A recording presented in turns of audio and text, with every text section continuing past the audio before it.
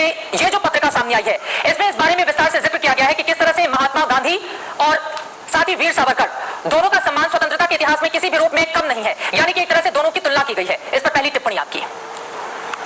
अंग्रेजों से पेंशन पाके जिंदगी काटने वाले को अगर भगत सिंह और बापू के साथ तुलना की जाती है तो फिर मुझे उस विचारधारा पे तरस ही आता है। मैं उसमें ज्यादा टिप्पणी नहीं करना चाहता हूँ, पर एक बात यहाँ ये कहना चाहता हूँ कि मैंने पहले से ये कहा था कि मैं किसी चर्चा में शामिल नहीं होने वाला हूँ, पर अब देख रहा हूँ कि मुझे आपने चर्चा में ही शामिल किया है, इसलिए मुझे जो कहना है उतना कह के मैं यहाँ से जाऊंगा। मैं आपसे सवाल ले लेती हूँ, अब चर्चा मैं आगे बढ़ाती रहूंगी, मैं चर्चा में भाग नहीं लूंगा। उन लोगों के सवाल को लेकर मैं आपके पास नहीं आऊंगी। मेरे कुछ सवाल है जिसका जवाब इस देश के लिए जानना जरूरी है। आपने ये कहा कि दरअसल ये जो परिपाटी चलाई जा रही है वो ठीक नहीं है। आपको लगता है दरअसल इस तरह की संस्थाओं पर सरकार का हस्तक्षेप बहुत ज्यादा बढ़ गया है, इस वजह से ये स्थिति बनी हुई है? आपको लगता है कि संस्कृति मंत्रालय ने ये जो आर्टिकल निकालकर तुलना की है दोनों की, वो पूरी तरह से गलत है?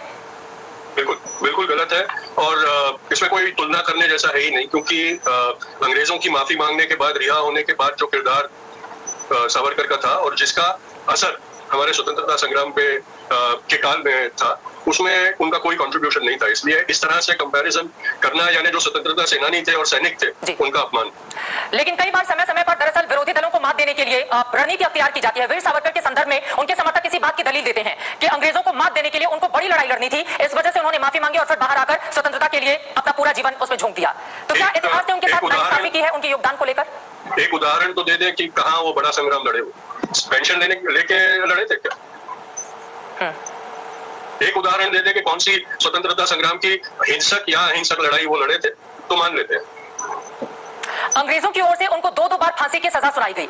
दरअसल उनके समर्थक ये कहते हैं कि उन्होंने अंग्रेजों के खिलाफ बगावत का बिगुल फूंक दिया गया था। इस तरह से इतिहास में कहीं किसी भी व्यक्ति का जिक्र नहीं मिलता है जिसको दो बार फांसी की सजा सुनाई जाती हो। फांसी नहीं, जन्म थी। किसी को 2 बार फांसी नहीं दी जा सकती।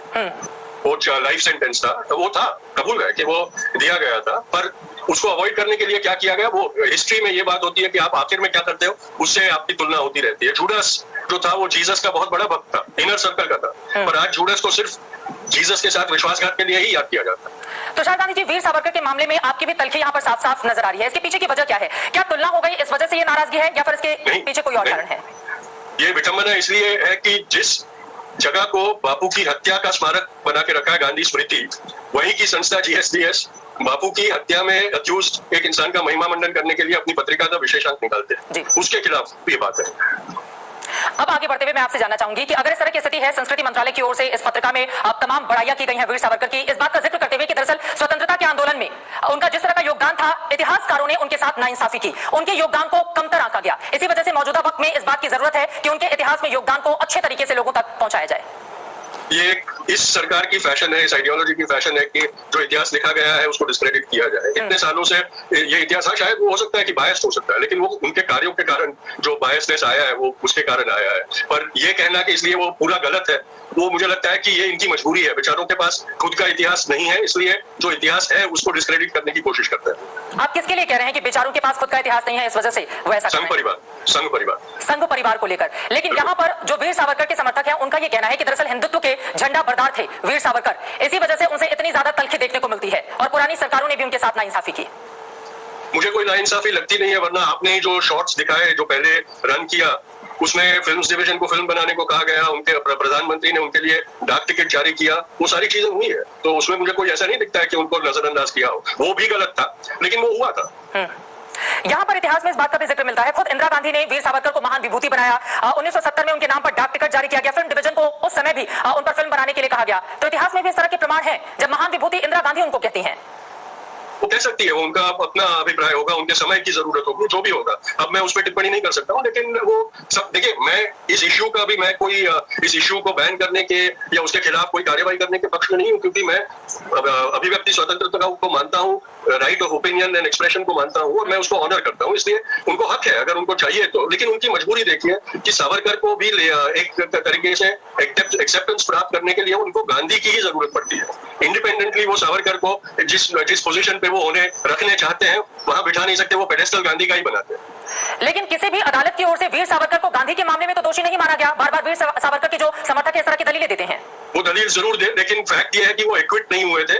उनको सिर्फ क्योंकि प्रोसिक्यूशन ने बहुत सरप्राइजिंगली 2 बहुत कमजोर एविडेंस कोर्ट में पेश किए सावरकर को कन्विक्ट करने के लिए, और उसके बारे में डिफेंस ने बहुत आसानी से डाउट्स क्रिएट किए, इसलिए सबूतों के अभाव पे उनको छोड़ना पड़ा। एक्विटल और सबूतों के अभाव पे छोड़ना, उसमें बहुत बड़ा फर्क होता है। तो आप क्या नेहरू सरकार पर इतना बड़ा आरोप लगा रहे हैं क्योंकि उस दौर में तो उन्हीं की चलती थी, और क्या उन लोगों की ओर से सही एविडेंस नहीं रखे गए, इस वजह से महात्मा गांधी की हत्या के मामले में जो सच है वो सामने नहीं आया, आप ये कहना चाहते हैं? कुछ गलतियां हुई और उसके कारण जो बड़ी कॉन्स्पिरेसी थी वो ढक दी गई, शायद वो उस वक्त की जरूरत होगी, मैं नहीं जानता हूँ। मैंने बहुत रिसर्च करने की कोशिश की लेकिन इसका जवाब नहीं ढूंढ पाया। मेरी किताब लेट्स किल गांधी में मैंने सब लिखा है इसके बारे में। क्या वो षड्यंत्र नेहरू जी से लेकर इंदिरा गांधी के काल तक आती रही, और यहाँ पर तो इंदिरा गांधी के समय में अगर महान विभूति उनको बताया जाता रहा, यानी कि उनके विचारों में तब्दीली आई, आपकी बातों से यही लगता है? इंदिरा गांधी के ही काल में कपूर कमीशन भी बिठाया गया था, उनके शुरुआत के दौर में ही कपूर कमीशन बिठाया गया था, और उसमें साफ साफ सावरकर और ऑर्गेनाइजेशनल इन्वॉल्वमेंट इन बापूज मर्डर की कॉन्स्पिरेसी के बारे में बात की गई। तो क्या आपकी बातों से ये समझा जाए कि गांधी के हत्यारों को लेकर नेहरू जी और इंदिरा गांधी, क्या इन लोगों ने इंसाफ नहीं किया, और जो सच है उसको जो भी परिस्थितियां रही हो उसमें छिपाने की कोशिश की गई, इस तरह के आरोप हैं आपके? बड़ी कॉन्स्पिरेसी पे प्रकाश नहीं पड़ा है। बड़ी कॉन्स्पिरेसी जो थी, जो एग्जिस्टिंग थी, जिसको सरकार ने भी माना था, वो किन कारणों के चलते वो उजागर नहीं हो पाई, वो शायद उस वक्त की जरूरत होगी, क्योंकि हमने ये याद रखना चाहिए कि उस वक्त भारत एक बहुत ही कठिन अवस्था में से गुजर रहा था, और उसको एक देश बनाए रखने के लिए शायद पॉलिटिकली कुछ कॉम्प्रोमाइजेस करनी पड़ी होगी, वो जरूरत होगी शायद उस वक्त। बाकी मुझे नहीं लगता है कि पंडित जी ने कभी किसी भी तरीके से कोई कॉम्प्रोमाइज उस मामले में की हो। ठीक है, आगे बढ़ते हुए सावरकर के मामले में अब मेरा सीधा सा सवाल आपसे है, आपका क्या टेक है, आप क्या सोचते हैं? क्योंकि समय समय पर अगर इतिहास को हम पढ़ें तो उसमें कई जगहों पर गांधी जी भी वीर सावरकर का जिक्र करते हैं, वीर सावरकर भी गांधी की तारीफ करते हुए नजर आते हैं। इवन उनकी हत्या के बाद भी वीर सावरकर की ओर से सख्त शब्दों में आलोचना की गई थी इसकी, हालांकि उसके बाद की भी परिस्थितियां अलग रही, लेकिन समय समय पर दोनों ने जमकर एक दूसरे की तारीफ भी की। उस वक्त वो दौर वैसा था कि कभी किसी पॉलिटिकल अपोनेंट को अपना दुश्मन नहीं समझा जाता, और बापू ने तो कभी नहीं समझा था, और इसलिए एक सिविलाइज्ड रिलेशनशिप चलती थी उस दौर पर उसका मतलब ये नहीं होता है कि एक आध दो मैसेजेस के कारण आप ये एक प्रमाण पत्र बना ले कि भाई वो पूरा लाइफ लॉन्ग उसी तरीके की कमरादरी और सब था। बापू की हत्या के बाद जो कंडेमनेशन का लेटर लिखना पड़ा, वो मजबूरी थी, वो लिखना ही था, क्योंकि वो जानते थे कि वो, क्योंकि जब उनको गिरफ्तार कर उनके घर पे रेड की गई थी इन्वेस्टिगेशन के लिए, तब जब पुलिस को घर पे देखा तो उन्होंने इमीडिएटली सावरकर ने कहा था कि तो आप मुझे गिरफ्तार करने आए हो? तो पुलिस ने कहा नहीं, अभी गिरफ्तारी नहीं करने आए, हम सिर्फ इन्वेस्टिगेशन करने आए। तो गिल्ट था वहां पर, वो इट शोज के बाद अभी गिल्ट था। ठीक है, एक लाइन में अगर मैं आपसे समझूं तो आप वीर सावरकर को किस रूप में देखते हैं?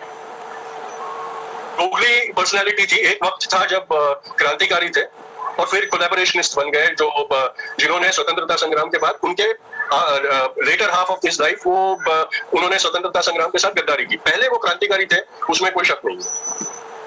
अब मेरा आपसे आखिरी सवाल है आज का, तो जिस तरह की परिस्थिति बनी हुई है मौजूदा वक्त में, संस्कृति मंत्रालय के ये तमाम आर्टिकल्स जो अब देश के सामने हैं, अगर इतिहास को नए सिरे से वीर सावरकर के संदर्भ में लिखने की या बदलने की कोशिश हो रही है, तो क्या ये सरकार ठीक काम कर रही है?